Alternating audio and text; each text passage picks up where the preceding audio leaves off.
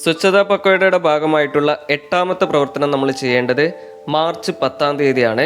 Toilet, കൈ കഴുകുന്ന area എന്നിവ വൃത്തിയാക്കലാണ് ഈ ഒരു പ്രവർത്തനത്തിലൂടെ നമ്മൾ ചെയ്യേണ്ടത്. അങ്കണവാടി ശുചിത്വത്തിൽ വളരെ പ്രാധാന്യം അറിയിക്കുന്ന ഒന്നാണ് ടോയ്ലറ്റിന്റെ ശുചിത്വവും അതുപോലെ തന്നെ കൈ കഴുകുന്ന ഏരിയയിലെ വാഷ് ബേസിന്റെ ശുചിത്വവും. കുട്ടികളുടെ ആരോഗ്യത്തിന്റെ പ്രാധാന്യം മുൻനിർത്തിക്കൊണ്ട് തന്നെ ഇവ വൃത്തിയാക്കുന്നതിൽ വളരെയേറെ ശ്രദ്ധ ആവശ്യമാണ്. ടോയ്ലറ്റിന്റെയും വാഷ് ബേസിന്റെയും ശുചിത്വവുമായി ബന്ധപ്പെട്ട് നിങ്ങൾ ഈ കാര്യങ്ങൾ പ്രത്യേകം ശ്രദ്ധിക്കേണ്ടതുണ്ട്. ഫിനോയില്, ഡിറ്റർജന്റ്, ബ്ലീച്ചിങ് പൗഡർ പോലെയുള്ള അണുനാശിനികൾ ഉപയോഗിച്ച് എല്ലാ ദിവസവും ടോയ്ലറ്റ് വൃത്തിയാക്കാൻ പ്രത്യേകം ശ്രദ്ധിക്കണം. ടോയ്ലറ്റിന്റെ തറയും ചുമരുകളും ക്ലോസറ്റും ഉൾപ്പെടെയുള്ള എല്ലാ ഭാഗങ്ങളും വൃത്തിയാക്കാൻ ശ്രദ്ധിക്കണം.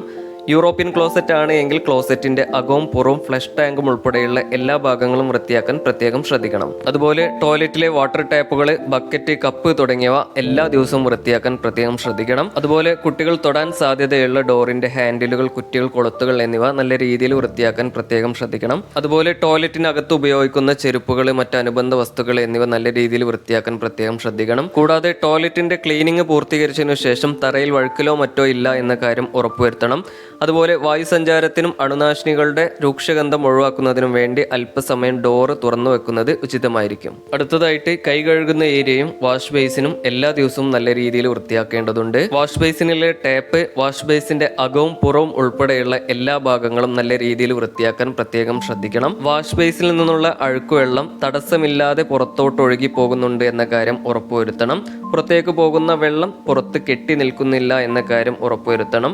സോക്ക് പിറ്റിലേക്കോ അല്ലെങ്കിൽ സുരക്ഷിതമായിട്ടുള്ള ഇടങ്ങളിലേക്ക് തന്നെയാണ് ഈ വെള്ളം എത്തുന്നത് എന്ന കാര്യം ഉറപ്പുവരുത്തണം. കുട്ടികൾ തെന്നി വീഴാൻ സാധ്യതയുള്ളതിനാല് കൈ കഴുകുന്ന ഏരിയയിലെയും വാഷ് ബേസിന്റെയും പരിസരത്തെ തറയിൽ വെള്ളം തുടച്ച് ഉണക്കിയെടുക്കാൻ പ്രത്യേകം ശ്രദ്ധിക്കണം. അതുപോലെ വാഷ് ബേസിന്റെ താഴെയായിട്ട് ഒരു മാറ്റ് സജ്ജീകരിക്കുന്നത് വളരെ ഉചിതമായിരിക്കും. ഇനി അങ്കണവാടിയുടെ ശുചിത്വ പ്രവർത്തനവുമായി ബന്ധപ്പെട്ട് ഏറ്റവും പ്രധാനമായിട്ട് ശ്രദ്ധിക്കേണ്ടത് ടോയ്ലറ്റ് ഉൾപ്പെടെയുള്ള ശുചീകരണ പ്രവർത്തനങ്ങളിൽ ഏർപ്പെടുന്ന ആളുടെ ആരോഗ്യത്തിന് വളരെയേറെ പ്രാധാന്യം നൽകേണ്ടതുണ്ട്. അപ്പോൾ അതുകൊണ്ട് തന്നെ ക്ലീനിങ് പ്രവർത്തനങ്ങളിൽ ഏർപ്പെടുന്ന ആൾ ശുചീകരണ വേളയിൽ ഗ്ലൗസ്, മാസ്ക് തുടങ്ങിയ സുരക്ഷാ മുൻകരുതലുകൾ സ്വീകരിക്കാൻ പ്രത്യേകം ശ്രദ്ധിക്കണം. അതുപോലെ കുട്ടികളുടെ സുരക്ഷ മുൻനിർത്തി ക്ലീനിങ്ങിനായിട്ട് ഉപയോഗിക്കുന്ന ഫിനോയിൽ, ഡിറ്റർജന്റ്, ബ്ലീച്ചിങ് പൗഡർ പോലെയുള്ള അണുനാശിനികൾ കുട്ടികൾക്ക് ഒരിക്കലും കിട്ടാത്ത രീതിയിൽ സൂക്ഷിച്ചു വെക്കാൻ പ്രത്യേകം ശ്രദ്ധിക്കേണ്ടതാണ്. അപ്പോൾ ഈ രീതിയിലാണ് ഈ ഒരു പ്രവർത്തനം നിങ്ങളുടെ അങ്കണവാടിയിൽ നടത്തേണ്ടത്. അപ്പോൾ ഈ ഒരു പ്രവർത്തനത്തിന്റെ ഫോട്ടോയും ചെറു വീഡിയോകളും എടുത്തു വെക്കാൻ ശ്രദ്ധിക്കുക.